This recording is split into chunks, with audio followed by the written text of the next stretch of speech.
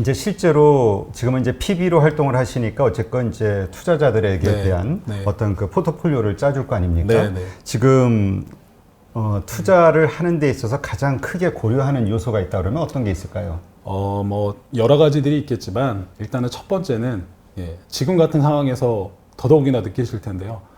미중의 갈등이 있거나 또는 누가 외부 요인들이 막 침범을 했을 때 굳건하게 버티고 흔들리지 않고 혹시나 주가가 밀려도 기업의 이익이 확인이 되기 때문에 바로 빠르게 회복할 수 있는 그런 요소를 먼저 체크를 합니다. 그렇기 때문에 당연히 실적이 제일 중요할 것 같고요. 실적도 중요하지만 다음 분기 가이던스가 좋아지고 있는지 이런 부분들, 그리고 그 가이던스를 확인할 수 있는 가장 중요한 거는 기존에 하고 있는 업에 대한 강력한 독점력이나 해자를 계속 유지하고 있는가. 예를 들면 아마존이나 뭐 구글이나 애플이나 뭐 테슬라나 뭐 이런 기업들이겠죠. 뭐 마이크로소프트라든가. 그래서 이런 것들을 꾸준히 계속 확인하면서 그런 부분을 체크를 하고요. 그리고 두 번째 같은 경우도 뭐 배당이라든가 이런 부분을 꾸준히 잘 지급을 하는지, 또는 배당이 없는 기업이면 그 돈을 엄한 데 쓰지 않고 R&D나 기업의 뭐 자사주 매입이라든가 옳은 곳에 쓰고 있는지 이런 걸 체크를 하고, 마지막으로는 당연히 안정적인 종목이라고 해서 사실 주식이 안정적이라는 표현은 참 아이러니한데 그렇죠. 최대한 펼치되 여기서 또 한 번 뭔가 흔히 말해서 우리 미래를 좀 바꾸는 것들이 보이는 것들, 그런 기업들 또는 트렌드가 보이는 기업들, 이런 것들을 좀 고르려고 많이 노력을 하는 편이고, 그렇게 말씀드릴 수 있을 것 같습니다. 네. 어떤 분들은 그 플랫폼 기업에 좀 집중해야 된다 이야기도 하시던데요. 네, 저도 마찬가지고요. 똑같이 그분들하고 공감을 하고 실제 저도 그렇게 생각을 하고 있는 게, 요즘에 왜 그 고퍼 논란이 많지 않습니까? 그렇죠. 지금 뭐 나스닥도 고퍼다, 뭐 아마존도 고퍼, 테슬라도 고퍼 다 이렇게 얘기하고, 기존에 뭐 여러 애널리스트 분들이나 많은 분들이 얘기하지만 저도 마찬가지인 게, 예전에 전통적인 산업을 흔히 말해서 밸류에이션 하던 그 전통적인 기업 가치 평가로는 이제는 지금 기업들을 절대 가늠할 수가 없거든요. 그래서 예전부터 가치 투자를 했거나 또는 저퍼주를 사서 정말 계속 가치가 될 때까지 들고 투자하셨던 분들은 최근 6개월 장에서 하나도 수익을 못 내셨을 거예요. 왜냐면 지금 3월부터 느끼셨겠지만 용감한 사람. 그러니까 너무 위험한 곳들이 너무 올라버리니까. 그렇죠. 그러니까 그거를 위험하다고 판단하기 이전에 왜 그 기업이 올라갔고 그 기업이 가는 이유가 뭔지에 대해서 본인이 공감을 하고, 실제 저희 이제 PB들은 정말 이제 손가락을 눌러서 매수 버튼까지 누를 수 있는 그런 용기가 있는 상황까지 돼야지 뭔가 돈을 벌 수 있는 장세였거든요. 근데 어쨌건 기준이 저는 확실하게 바뀌었다고 생각이 되고요. 고퍼주는 고퍼주인 이유가 있습니다. 그만큼 비싼 밸류에도 주식을 사고 싶어 하는 사람들이 있다는 거기 때문에, 물론 그거가 언제든지 빠질 수 있는 뭐 리스크도 있겠지만, 저는 앞으로는 좀 투자의 시각이 바뀌어야 된다고 생각을 하고, 저퍼주는 저퍼주대로 사되 고퍼주는 고퍼주인 이유가 있으니까 나눠서 포트를 꼭 가져갈 필요가 있다. 무조건 고퍼주면은 저거 언제 떨어질지 몰라 무서우니까 무조건 안 해야 돼. 이렇게만 하셔서는 돈 벌시기가 점점 어려울 겁니다. 네. 그러면 요즘 뭐 이렇게 좀 위험한 곳에 투자를, 그러니까 위험하다고 많은 사람들이 생각하는 그런 그러니까 상승률이 높았던 기업들에 투자를 하신 것 같은데 어떤 기업들에 투자를 하셨고 수익은 좀 어땠습니까? 그러니까 뭐 지금 가장 수익이 많이 난 기업들은 아마 다 대다수 아실 거고, 우리나라 흔히 말하는 서학개미들이 예탁원 기준으로 탑10에 들어가는 종목들이 굉장히 제가 사들인 종목에서 사실 많이 겹치거든요. 그래요? 결론만 말씀드리면 아마존, 그리고 마이크로소프트, 애플, 테슬라, 그리고 인투이티브 서지컬, 이런 기업들입니다. 그래서 어떻게 보면 뭐 아까 말씀하신 대로 위험하다는 얘기도 하시긴 합니다만, 그만큼 또 그들의 어떤 독점력이나 매력도가 강했기 때문에 저는 그 부분에 있어서 더 강하게 비중을 많이 실어놨었고, 그걸 이제 수익을 많이 냈죠. 네. 지금 뭐 다른 기업들은 사실 뭐 워낙 그 이익률이라든가 이런 것들이 높다고 생각하기, 애플이나 뭐 MS나 그 이제 공감이 되는데, 테슬라 같은 경우는 저도 좀 고점 아닌가 이런 생각이 많이 들었거든요. 이 테슬라 주가 뭐 진짜 물론 롤러코스터 타는 것 같잖아요. 그렇죠. 10몇 프로씩 올라갔다 19% 떨어졌다가 뭐 어떻게 보세요? 저 결론부터 말씀드리면, 저는 이제 고객분들한테 최근에 가장 많은 수익을 내드리고 있는 것 중에 하나가 테슬라였거든요.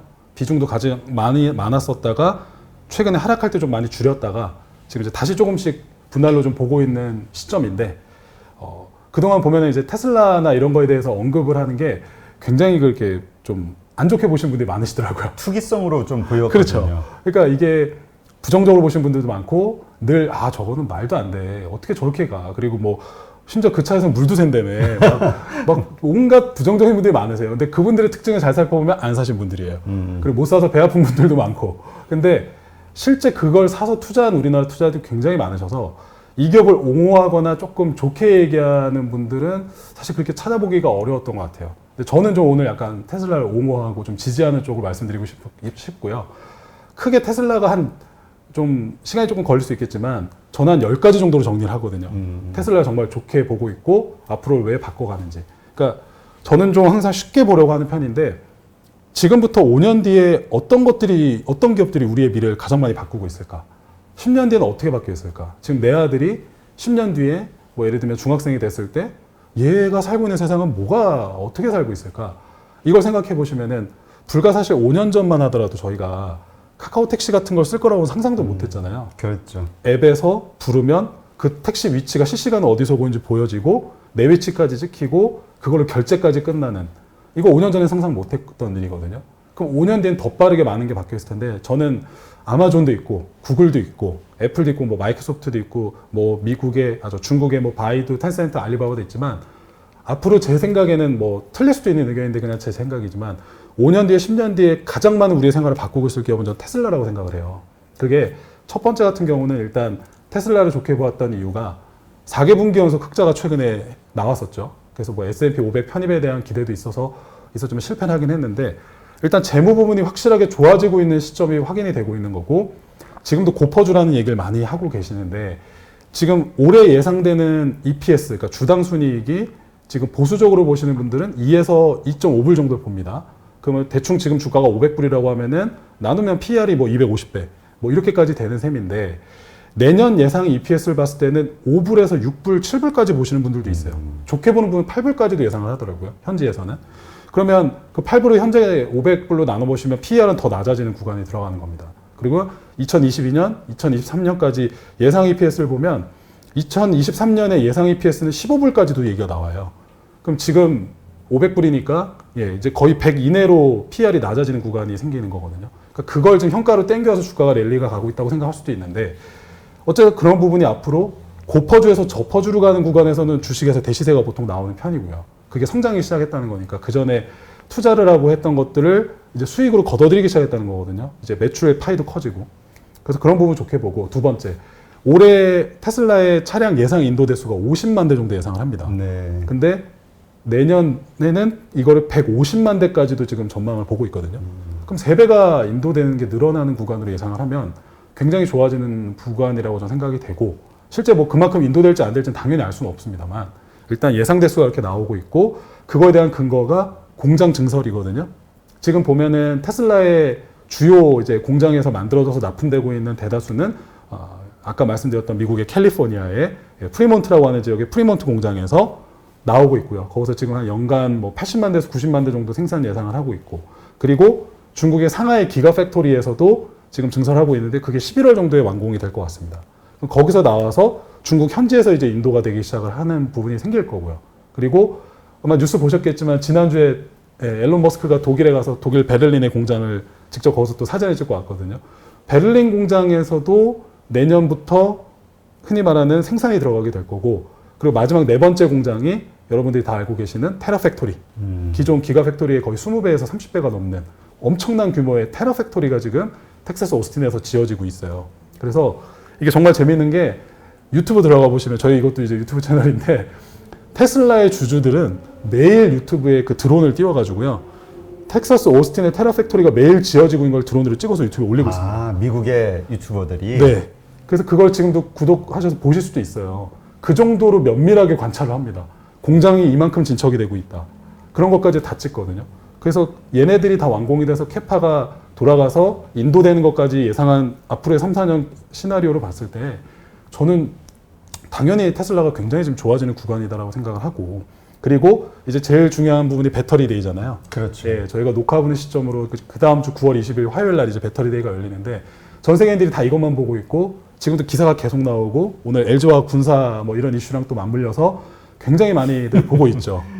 예, 그래서 이거에 대한 저의 답변은 굉장히 지금 궁금해함을 보실 텐데 당연히 맞출 수는 없는데요. 굉장히 어제 중요한 하나 사진이 나왔어요. 그러니까 유출이 됐더라고요. 그러니까 고체 배터리가 나오는 거 아니냐라는 걱정을 했는데 그거는 아닐 것 같고요. 기존에 있는 원통형 액체형 전지, 전해질이 들어가 있는 전지인데 이게 사이즈가 좀 커진 게 하나가 유출이 사진에 어제 됐습니다. 그래서 그 정확한 사이즈가 5498 사이즈라고 하거든요. 54mm 가로, 그리고 세로는 98mm에서 기존의 AA 전지가 이 정도 손가락 정도 되는 크기인데 거의 이 정도 한 4배 정도 큰 그 원통형 전지가 어제 유출이 됐는데 그거에 대해서 사진을 올렸더니 어제 앨런 머스크가 그걸로 답변을 또 트위터에 달았어요. 아, 그래요? 이거 정말 인세인인데 본인이 봐도 미쳤는데 라고 달았거든요. 그러니까 어느 정도 이거 수긍한 거 아니냐라는 내용이 또 어제 나왔습니다. 그 유출된 거예요? 아니면 의도적으로 마케팅으로 내보낸 거 아니에요? 둘 다일 가능성도 있고.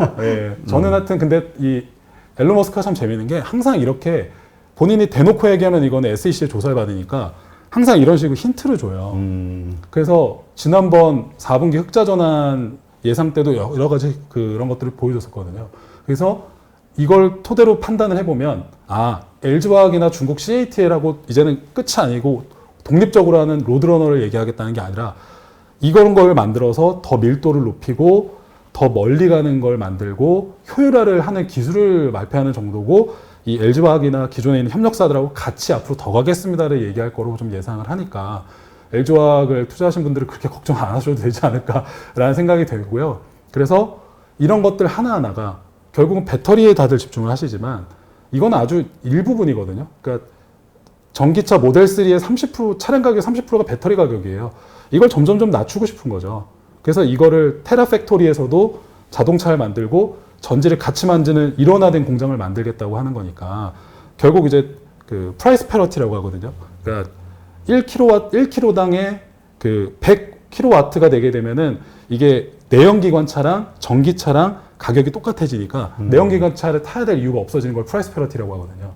그게 이제 점점점 빨라지는 시점이 올 거다. 근데 이번에 배터리 데이 때 그것까지 선언하기는 쉽지 않을 것 같다는 생각이 들고요. 어쨌건 그런 거를 하나하나 만들어가고 있는 게 지금 테슬라 이런 행보다. 그리고 제가 지금 이제 네 개를 왔는데 조금 더 설명을 좀 더 드리면 그리고 다들 아마 잠깐 잊으셨겠지만 사이버 트럭이 또 지금 그때 한번 공개가 됐었잖아요. 네, 그랬죠. 그것도 빠르면 내년 하반기부터 생산이 돼서 인도가 시작이 된다는 얘기가 나오고 있거든요.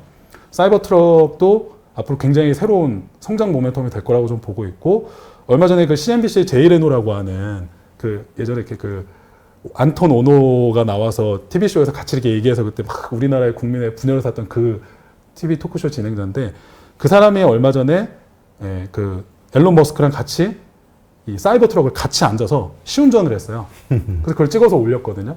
그래서 그것 때문에 예약 대수가 확 늘었습니다. 그러니까 이런 것들도 앞으로의 성장 모멘텀이 될 거고 그리고 스페이스X는 또 다 아시는 이슈죠. 그건 뭐 계속 실시간으로 이렇게 유튜브에서 이렇게 틀어놓고 있더라고요. 보게끔. 맞습니다. 그래서 스페이스X는 이것도 보시면 로켓이 갔다가 그대로 다시 와서 재생도 하고 이게 말이 안 되는 거잖아요.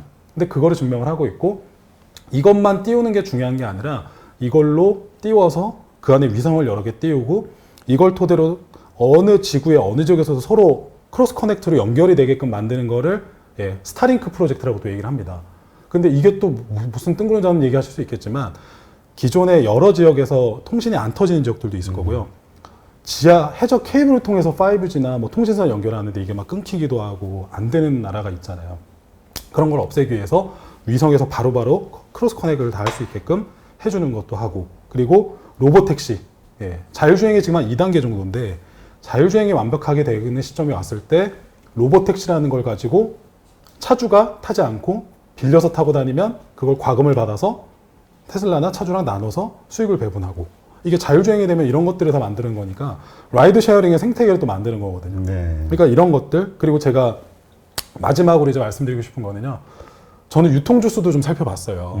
이런 것도 살펴보니까 재미있는 게 테슬라의 유통주수를 지금도 뭐 야후 파이낸스나 들어가면 다 공개가 돼 있거든요. 인사이더라고 하는 내부자들과 앨런 머스크가 갖고 있는 지분이 약 21%입니다. 그러면 그 나머지가 유통주수인데 그 중에 인스티튜셔널 클라이언트, 그러니까 기관 투자자들이 보유하고 있는 비중이 57%예요. 그럼 인사이더랑 기관 투자자들이 보유하고 있는 그 주수가 거의 77에서 80%에나 육박합니다.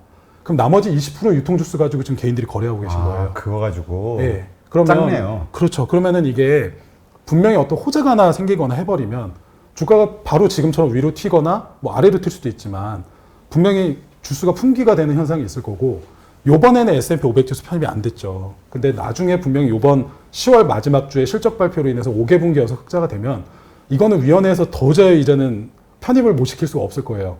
편입되게 되면은 거의 인덱스 패시브에서 들어올 자금이 예를 들면 거의 한 40조 원 정도를 예상하더라고요.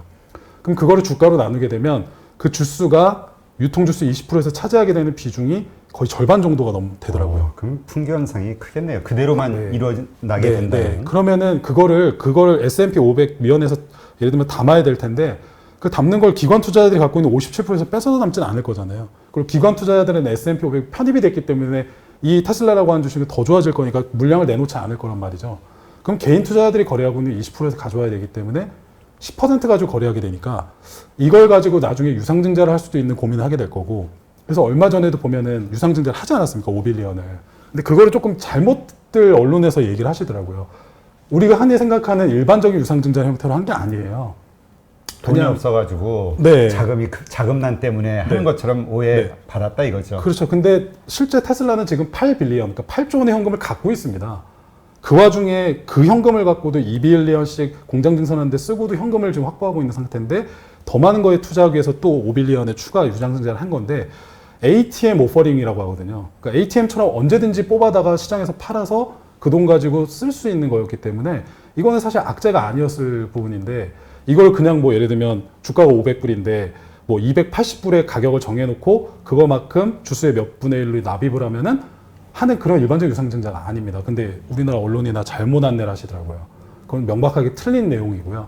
언제든지 시장에서 조금씩 던질 수 있는 거였기 때문에 그런 거랑은 상관이 없었고 그리고 액면 분할을 했잖아요. 네. 액면 분할이라는 표현도 제가 정확하게 말씀드리지만 틀린 표현이세요. 근데 언론이나 나오신 분들이 다 이거 액면 분할 얘기하시더라고요. 미국은 액면가 개념이 없습니다. 예, 보통 뭐 1불 정도를 굳이 얘기하면 1불 정도라고 할 수 있는데요. 예, 그냥 정확하게 얘기하면 주식 분할입니다, 단순. 예, 그래서 그때도 기억나시죠? 2,000불짜리가 5대1이 되니까 500불로 예를 들면 주가가 낮아지고 예, 한 주가 5주 되는 개념이니까 총액에 바뀌는 건 없는 거거든요.